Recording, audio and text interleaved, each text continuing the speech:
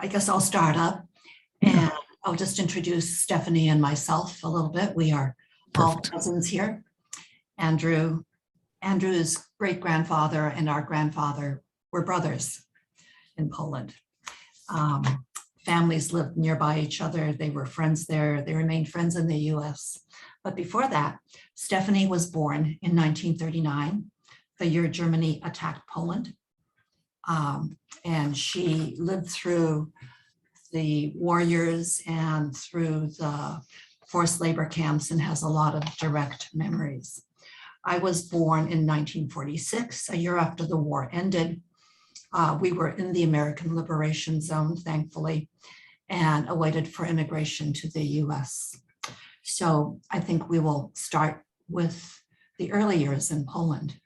It was after the war, after World War I, that Poland was formed. So it was a very young country and developing its place in Europe. It was also 1920, 1930, during the years of the Great Depression, so they were hard years. Our family was, I think, very normal in that region. They were farmers.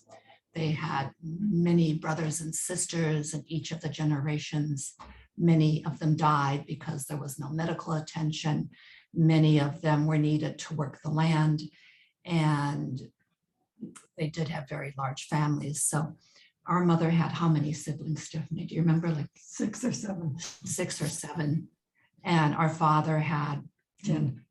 10. Big families. Lots of kids. Lots of kids. Lots of mouths to feed and lots of kids to work the land as they got bigger. Mm-hmm. They were very close families. They lived, I would say, not even villages, but hamlets. They were like portions, 6, 7, 10 houses, many interrelated. So they had their plot of land. And if it was good land, they were luckier than if it was bad land.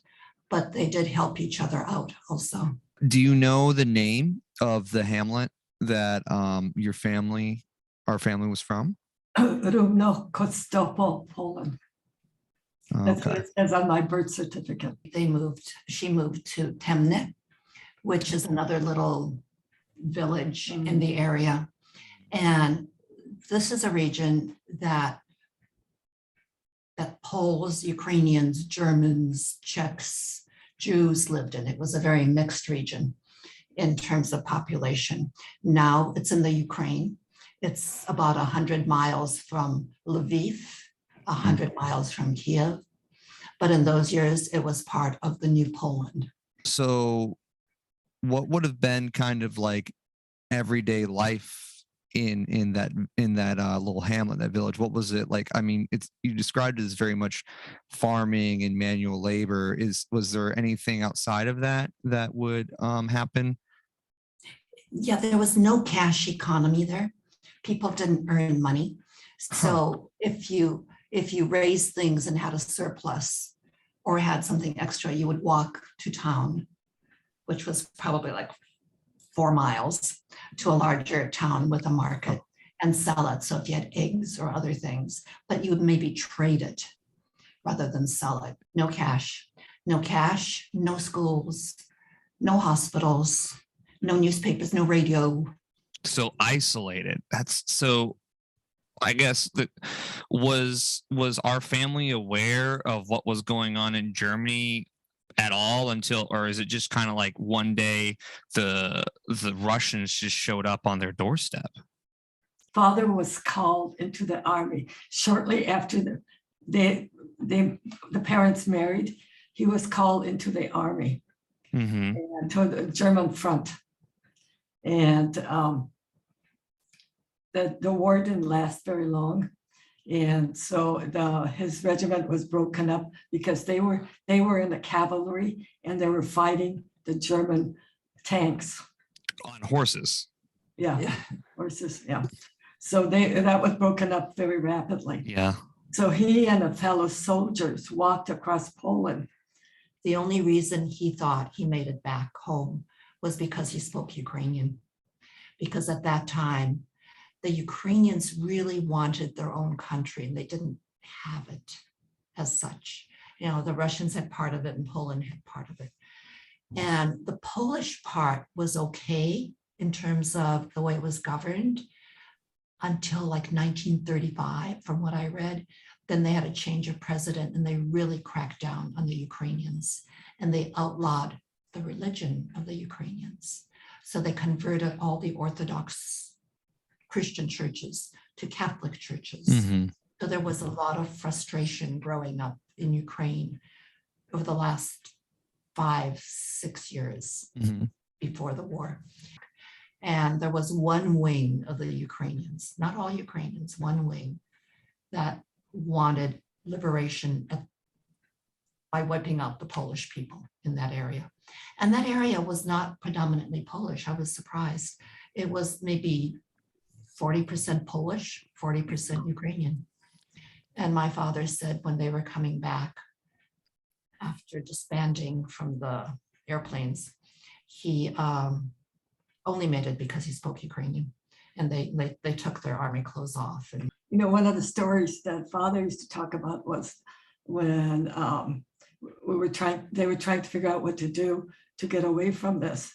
There was a group that wanted to go straight into Poland, and he, having walked across it, he said, no, it's too dangerous. And that group did go, as I recall that talking about it, and they all got killed. So he knew exactly what was happening all through Poland, how devastating it was for Poland to return you. to return. He got back. Things were sort of quieter for a while because the Russians were there and the Russians were horrible to the Poles and the Ukrainians and whoever else they could get. They're just bad to Yeah. everyone. So everyone's like, we hate the Russians. Everyone hates the Russians. Anybody who had $1 in their pocket was suspect. Mm-hmm. And when he got back and the Russian army went through, and he had his revolver, and they found his revolver, and that the punishment was to be sent to Siberia.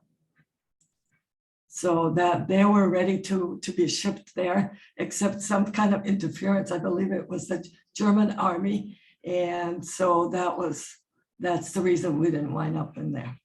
So they were going to ship our whole family to Siberia for the Siberia, revolver, not just him. That's right. Yeah, the Soviets came into Poland in 1939, and people sort of knew what was happening by word of mouth, but there were like no alerts, no newspaper articles and stuff. And they prepared for the worst because, of course, the Russians were communists and they didn't believe in God. And so they would do whatever they wanted to do, according to what the Polish people, they believed in God and the holy days. Mm-hmm. And then that Except my mother said that everybody knew that their priest was having an affair with the neighbor's wife. So go figure. Okay, interesting. But when the Russians came in, they made sure to take the top people and send them to Siberia. I think like 1 million Poles and a lot of Polish people were shipped to Siberia, including one of our aunts, my mother's very favorite sister, was scheduled for sending to Siberia in the winter, and they were terrified. But then maybe it was whatever happened, she wasn't sent.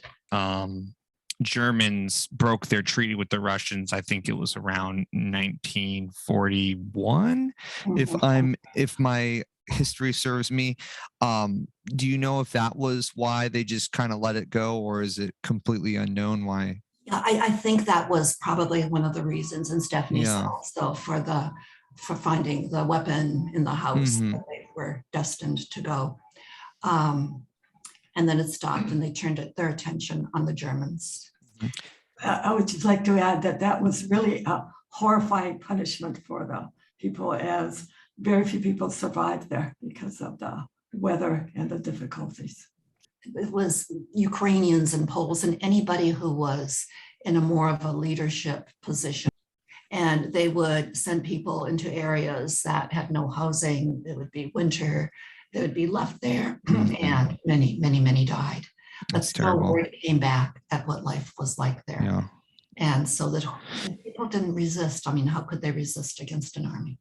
And so it was when the Russians came through, and they found this revolver. I'm assuming they could just come into your house and search whenever they wanted. Did they take anything? Was there like a trade economy with them, or is it more I'm coming in and I'm eating your food? Was an issue. Food. They would take whatever food they could get. I believe they took the horses. The horses were taken at one time. Mhm. Whatever other food they could get. And do you know, was there like an occupying force in the actual village, or would they just kind of show up like randomly, like, hey, we want your horses today? They would go from one area to the next. They would. There was no that. How would you say that? They would just move from one village to the next. Okay. And our village was really a hamlet. It was like 10 houses. Yeah. So Like there wasn't enough to station anybody, but the bigger towns, they did set up their own judicial system, police system, and you could file complaints, you could do things, or you could be taken in. So they did establish some kind of a rule of law. Interesting. Yeah. Okay. They plan to stay there. You could tell. That's all I was kind of curious of how that worked. I wasn't sure if there was just like a Russian like living in your house, kind of like, oh, I'm living with you, I'm now your roommate, whether you like it or not, kind of a thing. Yeah. And so they were establishing their hold over, and still communism had the philosophy that everybody was going to become communists. So they were starting to take the top cream of people who owned a little bit of land or who were priests or newspaper editors someplace. They got sent to Siberia. Everyone's equal, and we're just going to eliminate the intellectuals, as they would say. They take out the intellectuals, the people who can think, and then you're left with people you can mold. Our mother used to say the communist mantra was, what's mine is mine, and what's yours is mine. That sounds very, very right, I'm going to say. So then I guess Germany attacks in 41. How did life change for our family after that change in, I'm going to say, regime change? Again, I'm going to cite my mother. She said, when the Germans were coming, they were all really happy because the Russians would be out. They thought nobody could be worse than the Russians. But in fact, the Germans were worse than the Russians. They took everything. They took every little thing they could get. So it got a lot worse. In 1941, it got worse. And then in 1941, 42, they started taking younger people to work in the German factories and lands. Mm-hmm. They started requisitioning Polish, Ukrainian, whoever was labor. There. Not the Jews, I think, from what I read. They went into the extermination camps. Yeah, the Jewish people. Mm-hmm. So the Germans then came in and they took everything they could. How would you survive if you have nothing? What happened to our family? They went into the woods. They in order to survive, they left their houses, and we lived in a very swampy area. Mm-hmm. They went into the woods and moved with groups of people would stay together, and they would go into the houses every so often and get whatever kind of food. Preserving was a big thing there, and they would get preserved foods and then bring them back into the woods. With the Ukrainians, she said it was her Ukrainian neighbors who they would see out with their axes and hammers killing people. Jesus. Not the government. So it was kind of the whole, it was, you can forgive the government and the soldiers kind of, but when you see your, Bob down the street, the one doing the killing, it makes it much more personal. I think that is what you're kind of getting at, right? Yeah. The families would gather together in larger groups so they could sleep at night. They would keep a guard outside. Yeah. And as soon as they saw attacking people shouting in the woods, everybody would flee to the forest, as Stephanie was saying, and into the woods to get away from this. I remember my mother saying that one of her sister's husbands was carrying their baby and running and dropped the baby. And that was the Ukrainians killed the baby. And nobody forgave the father either. It was like, how could you drop Yeah. your The child, baby. you idiot? But there was a lot of killing going on and burning and looting. And the Ukrainians killed Ukrainians who were married to Polish people. We were found by the Germans in the woods. But after a while, And we were taken into Germany in their cattle cars, which is my first memory. I was 3.5 years old. And I recall sitting on the floor. We were all on the floor. And both my sister and I, my sister Catherine, who's 2 years younger, had whooping cough. And one of the things as I recall doing, we had to cough into the pillows. We had some kind of pillows Mother brought with us. And I recall dry bread hanging from the ceiling. She had packed some dry bread to bring with us because of the journey, which really helped us a lot at that point, because the food was horrifying. but even like taking a step back, life was really at a subsistence level when the Germans came in. They allowed only enough for a family to barely survive, but people would bury food and they would hide it, and they would hide animals if they could. And again, I remember your grandmother saying, Andrew, that the Germans would like come into a house with a baby pig and poke the pig so the pig would squeal. And if the people in the house hid under covers or something, or in a trap door, an adult pig, that pig would try to come out and help the baby. So they would find hidden foods also. They were after anything that was edible or usable, and they would break down fences to burn for fires. And do you know, was this used by the local garrison, or was this just sent into the war effort? I don't know. That would be, yeah, I would very much, I would assume it'd be a combination of both, you know? They did have Germans stationed in the different bigger cities, definitely did. Yeah. Send it out. Interesting. So your first memory was in that train car. I mean, and that must have been a journey. So after the train car, what do you recall? I recall being in the camp, the labor camp, they called it. And the camps here were near the city, and they had the name of the city. Do you recall the name of that camp? Okay. Barracks, wooden barracks, and barbed wire, surrounded by wire, with an SS guard at the gate. And the adults that were given the jobs, father was given a job in a beer factory, and mother worked at a hospital. And they would go out for the day, and the children, there were small children there. I started at 3.5, and I had a younger sister, 2 years younger, and we were taken into a room with one of the East European ladies, or a couple of them, and that's where we stayed during the daytime. So she would just watch that was her job, was to watch all the children. So how we survived, because they served the most horrendous food. I recall that coming with a bucket with, they had this soup that was so smelly. Turnip was one of the veggies in there.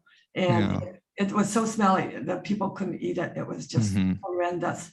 So what we were allowed, there would be, I recall another family, and there were 4 of us, my parents, my younger sister, and then there were my mother's mother and father, who were elderly in this particular room.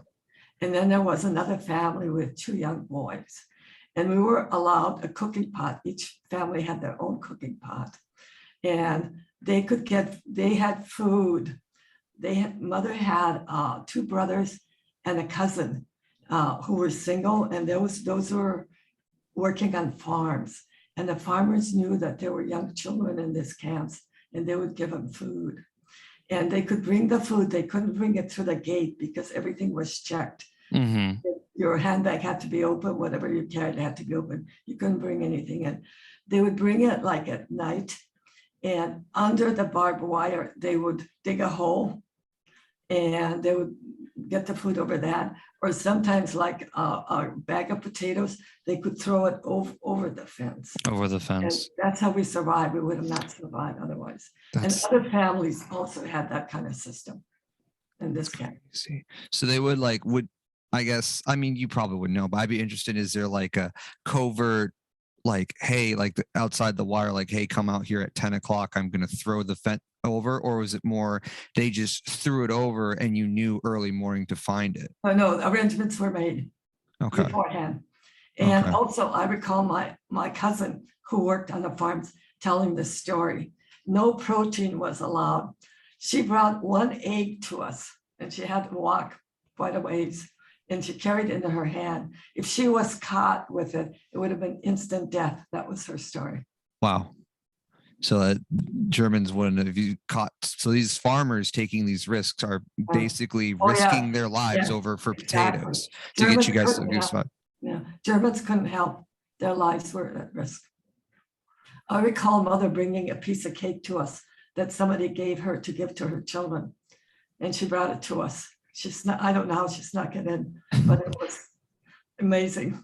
I'm sure that was a very happy time. Mhm. And The single people, the single Poles and Ukrainians who were taken as forced labor were often put out to work on farms yeah. because it was less for the individual farmer to take care of. And we have a cousin who is now in Australia who said that his father went back to the farm where he was a slave laborer, Wow. and he met the next generation. He met the child of the man who had the farm, and they saved his room, and they were like really nice to him. They were kind during the slave labor period also, where they took care of him, but they remembered him and they showed him his room and talked about life then and now. So he lived with that family and worked on that family's He was farm. there for over a year. Yep. Okay. And that kind of brings me, I'm glad you brought this up. I was going to ask, for your parents, when they went to the factory and the hospital, so they left camp every day. They walked in and out of the camp. They weren't locked inside the camp. So you just went to work and came back. Is that correct? You had to carry papers on you, and papers were Papers. identification was asked at different points. So you could not go out of your area.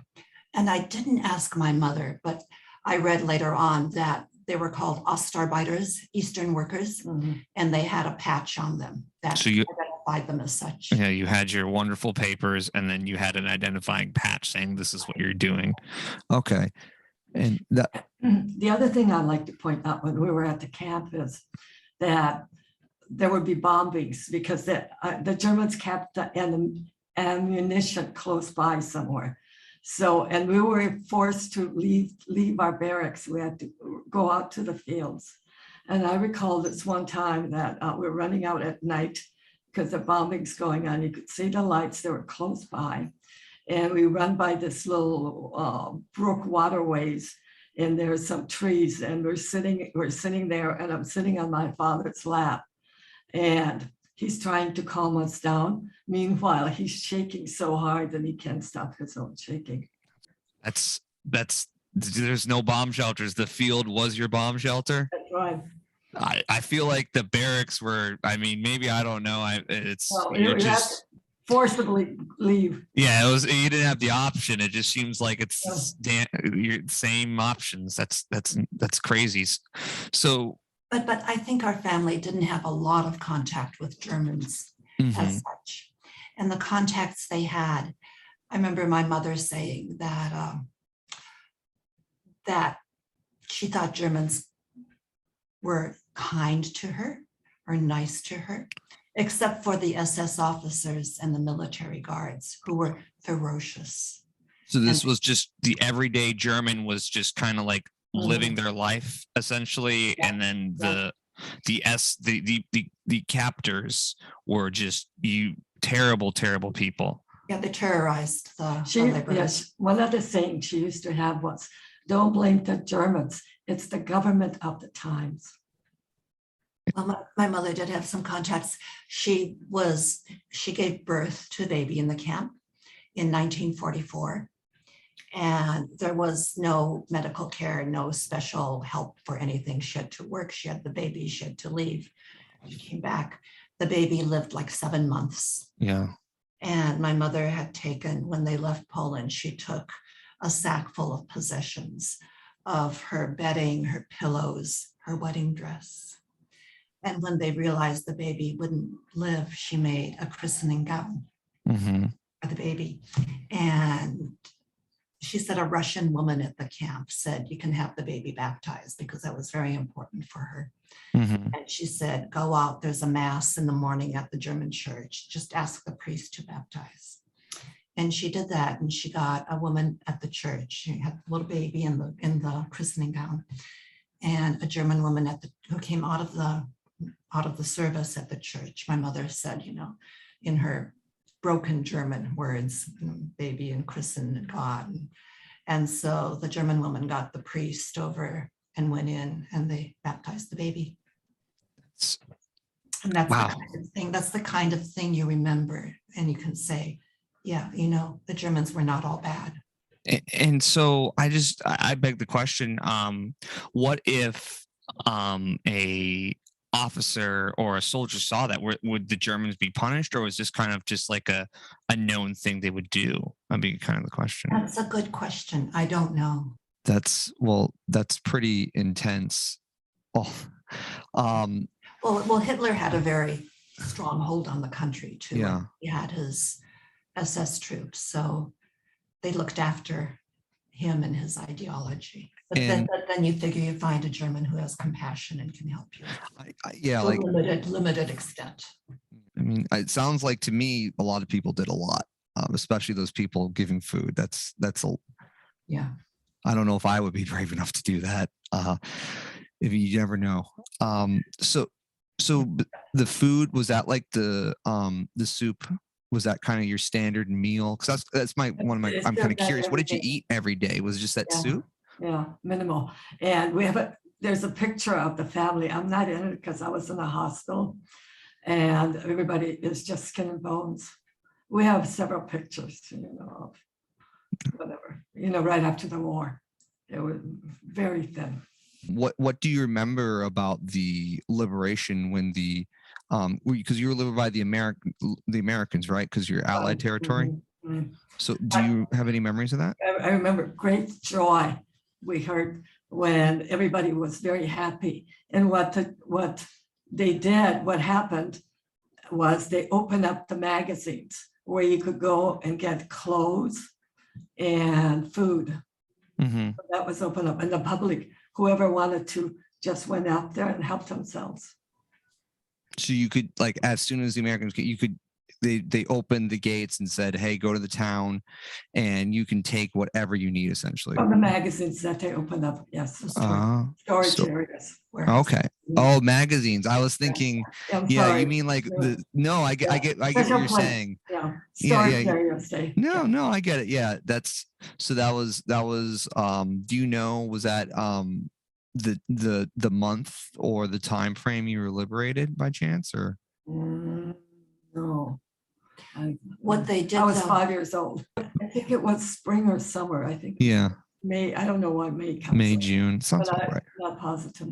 What they did, though, was truly amazing, because they got records of all the interned people and the survivors in these places from the German. I don't know how much work they must have spent on this, and they must have used Germans to translate these records, but they had volumes and volumes of records, and they tried to reunite families in displaced person camps. So those who were working in the fields had a record someplace, and those who were in the camps, and they got then put into a displaced person camp. And so where were these displaced persons camp? Was that in the same camp you were just living? Because I know they had a lot of camps. They took the German barracks. the barracks that the Germans used for their The nice soldiers. barracks. Yeah, the Okay. better ones with windows and stuff. And they put people in there. The camp that we finally wound up living in is called Wildflecken. And it's still there. It's used by the American Army.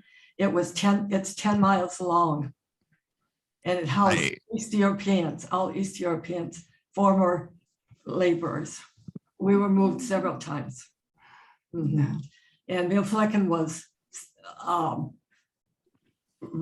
it was run by the Americans and the English. Mhm. But it had East Europe people within the camp managing. It had 1,000 children. It had a school. I recall going to their school in Polish, and it was their own. They had their own police force. It was very well run. It was And it Yeah. was, yeah, sorry.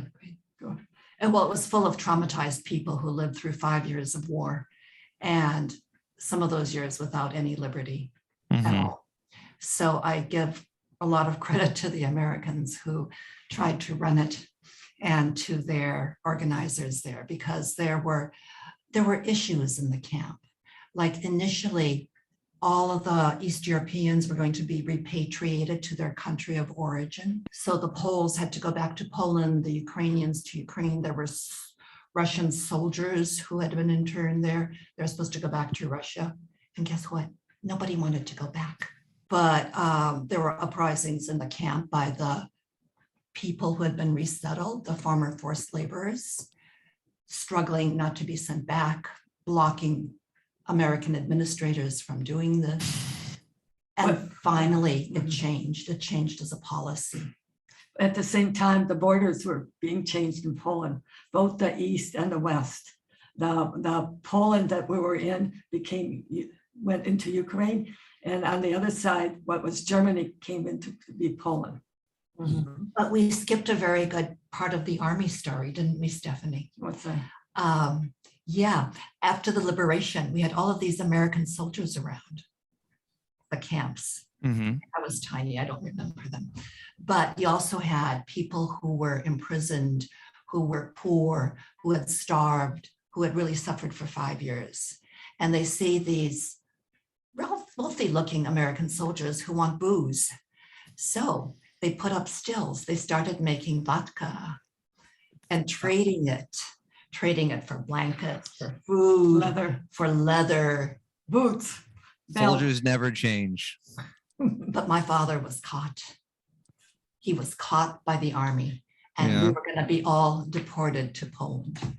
One of the things that I like to mention is that it was all about food, to get food, even though you were liberated, to feed 10,000 people.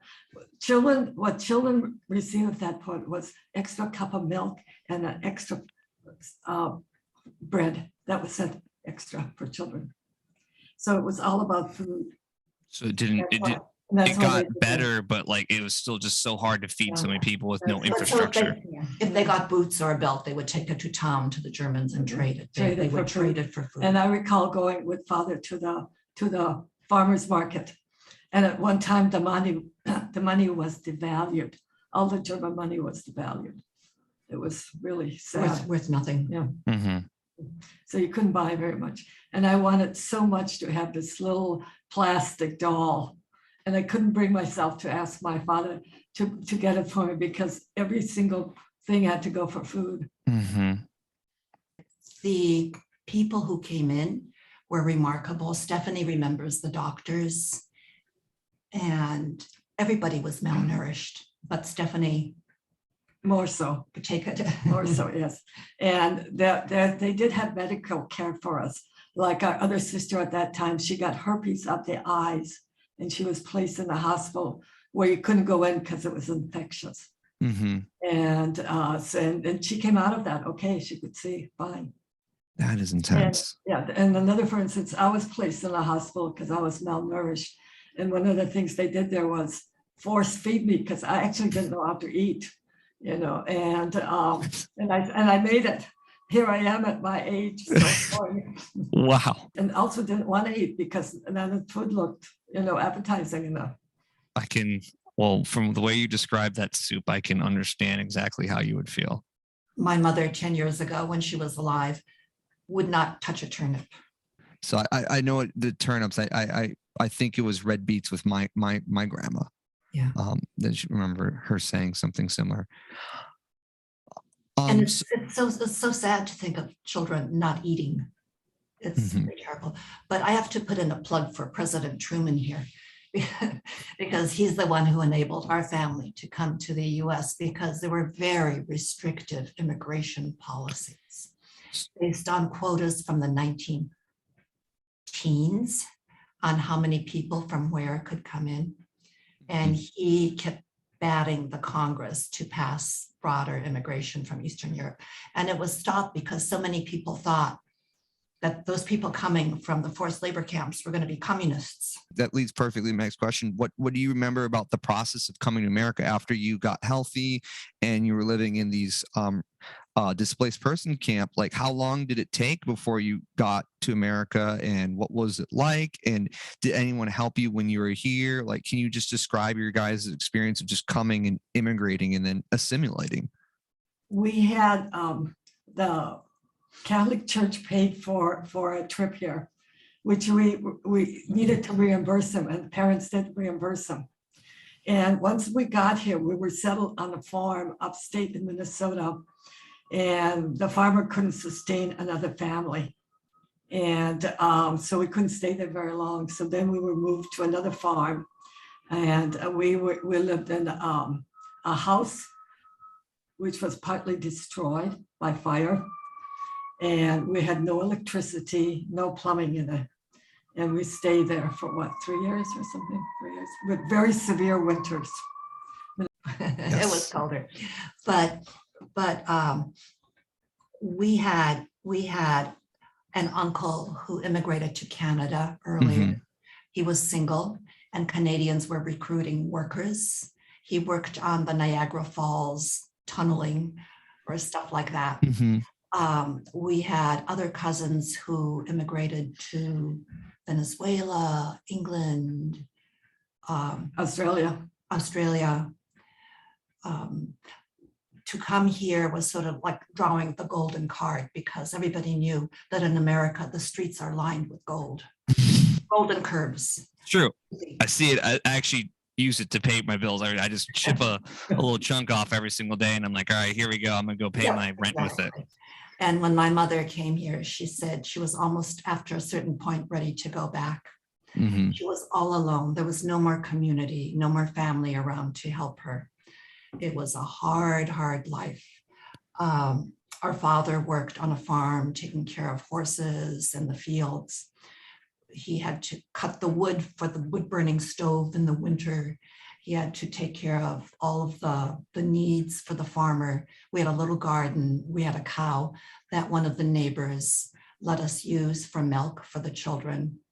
I remember at this point, I remember my mother chasing the cow. The cow longed to go back up the road to its herd. So, I mean, people really tried to help in a limited way, but it was super hard. My one question is, if you know, how was it chosen? Actually, how is it chosen to where you would go? Like, you get America, you get Canada, you get.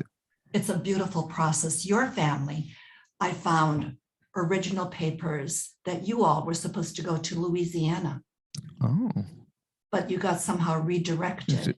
I think Montana was the first stop. yeah. We were going to go to Chelsea, Iowa. And my understanding is, my mother said when they got here, somebody said, you know, how about Minnesota instead of Iowa? It's like, fine. Yes, it's America. A deep sigh of relief. And people tried to be helpful, but it was actually, I think, individuals at the end who proved the most helpful. My mother met Polish Americans outside of St. Cloud. They helped her find a job that was a paying job outside of St. Paul where she could go and work. Our father, in the meantime, was badly injured in a car accident where somebody ran him over. So it was very timely help for my mother from this family, and she stayed friends with them for years. And at the same time, right away, our family started sponsoring relatives of theirs to come to the United States, because you had to have somebody sign the paper that they wouldn't be dependent on the government for assistance for like 2 years or something. And was that how our family and your family originally got here, is through the Catholic Church, like you said, something like that? Like, or was Yes. that they were just assigned? Originally, yes. Okay, so I don't know how they were selected. They waited for 3 years before. yeah, they- that was kind of what I was wondering, is if it seems like it's random almost, like I you think just part luck of of the it had draw. to be the connection with the religion. Things work out, and it's great. I mean, I do really appreciate you sharing your stories with me. It's been a privilege to hear, and I like understanding our family's history better. It's one thing that's important to me, and I wish I would have spent more time trying to figure it out from my grandma earlier, but like I said, I was a young naive teenager at the time and didn't know what was important and valued until it's gone, unfortunately. I recall your Hindsight. grandmother. Yeah, she was wonderful with her stories. One of my feelings about the war is, I mean, war is always awful, but you see it at different times in different people. Mhm. Like our father died when he was, what, 54? Mhm. Every Polish immigrant to this country that we knew died before they were 57. Every male, Mhm. every That's male. right. And we had a cousin who lived a little bit longer. They all died. It was just too It was much just stress too on the much. body. Yeah. Mhm. So war takes its toll even after the war is over. Do you have any final thoughts you would like to leave us with? Well, it scars you for life. There's no way about it. I feel very scarred by what happened to me as a child. I have tried not to go in there, and I've tried to get past it. And I and I have to a certain degree, but it never leaves you. Mhm. Never leaves you. I can imagine And why. as a child, I didn't think, like, I never had enough food. I just didn't eat. And then your stomach closes up, and you just eat less and less. Mhm. You don't think of that way. You must have a piece of food or something. It doesn't work that way for a child. After a while, you just numb yourself and go on. It becomes normal. It's not abnormal, because you But don't. I- It's I- all you've known. Yeah, I had food issues my whole life. Not until the last 3 years have I gained weight. I was very skinny my whole life. I never had hard feelings towards Germany, Mhm. ever, because of the way Mother talked about it. Mhm. The government of the times. Do you have And anything, I think Tress? from my point of view, and I didn't go through the horror of it. I just watched the effects of the horror on my parents. And you're not the same person after as you are before, whether it's dying young as a man, and 54 is young, or being very controlling as a woman because you've gone through a war. My mom was 18 when she got married. She was 19 when she had her first child. So she went through this, so she knew what was best in any occasion, Mhm. because she's lived through it. So the controlling issue was there.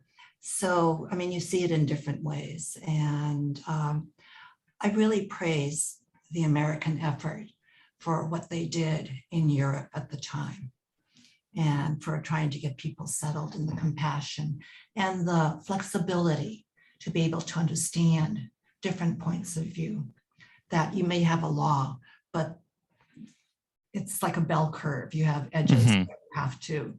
You're not going to deport this guy with 3 kids because he wanted to get more food for his family. Yeah.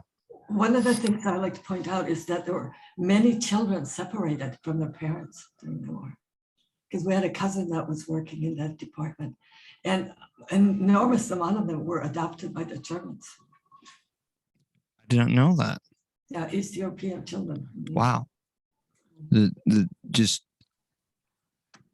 I would not expect that. I mean, I think that goes back to our previous discussion of, like, when you're saying that a lot of the Germans were just kind of there and trying to get by themselves. I mean, it seems like even after the war, they they were like, well, there's these children that we need to help. They don't have any homes, we should help them. And it seems like that there was a lot of that in all the bad. I wouldn't wrap it up. There was humans being the best humans they can be. Always, I think.